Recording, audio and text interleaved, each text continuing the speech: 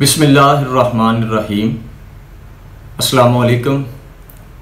हमारा इस वीडियो का आज चौथा हिस्सा है जो कि आकाए दो जहान नबी रहमत सल्लल्लाहु अलैहि वसल्लम की ज़िंदगी के 40 उसूलों का इसमें तज़किरा है, जो कि चंद उसूल हमारे हो चुके हैं तकरीबन 9, और आज हम आगे अगले उसूल 4 इंशाल्लाह करेंगे।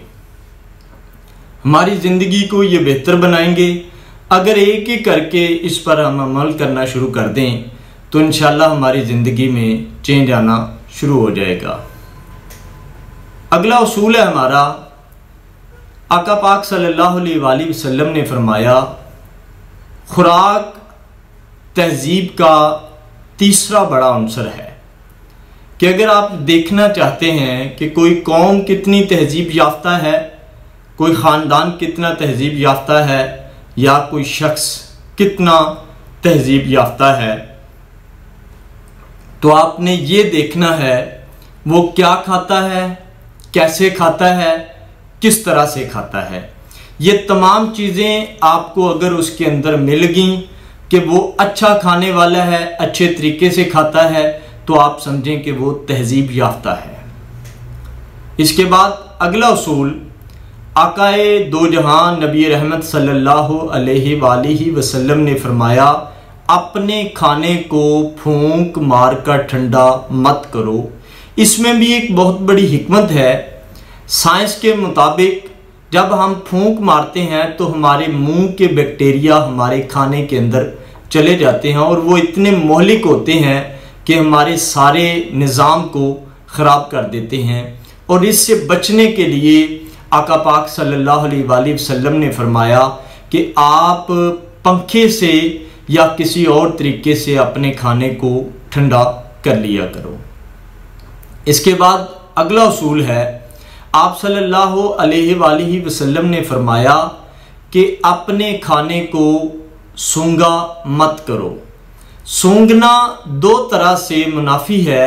एक तो बड़ा बदतहजीब सा मालूम होता है कि जब हम खाने को, उसी खाने को हमने खाना है जो कि रिज़्क़ अल्लाह पाक ने हमारे लिए बनाया है, और उसको अगर हम सूंघेंगे, सूंघने से हमारे जो खुशबू के खलियात हैं जो हमारे नाक के अंदर वो मुतासर होते हैं, और इससे हमें बचना चाहिए क्योंकि अल्लाह पाक ने रिज़्क़ बनाया हमारे लिए, और हमें कोशिश करनी चाहिए कि वो जैसा भी हमें मिल जाए उसको खा लेना चाहिए और शुक्र बजा लाना चाहिए अल्लाह रब्बुल इज़्ज़त का।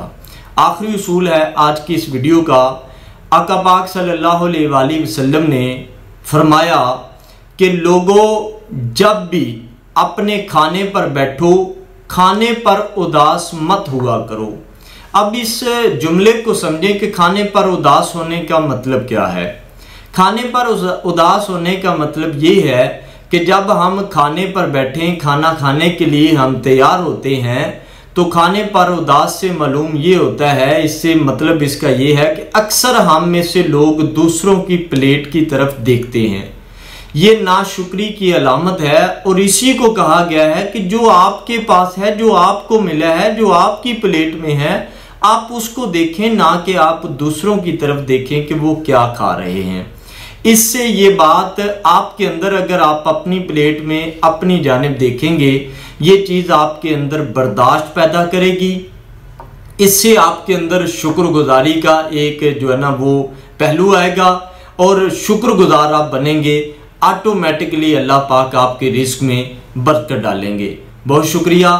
उम्मीद करता हूँ इंशाल्लाह इसी तरह से अगले जितने भी उसूल हैं, 40 उसूल का जिक्र किया था, इंशाल्लाह उनको एक एक करके 2-2, 4-4 जितने भी हो सके इंशाल्लाह मुख्तसर कोशिश होती है कि ये वीडियो मुख्तसर बने, ताकि मैं और आप लोग इस्लाह के लिए हम इन 1, 2, 3 उसूलों को समझें और उस पर अमल करने की कोशिश करें। बहुत शुक्रिया।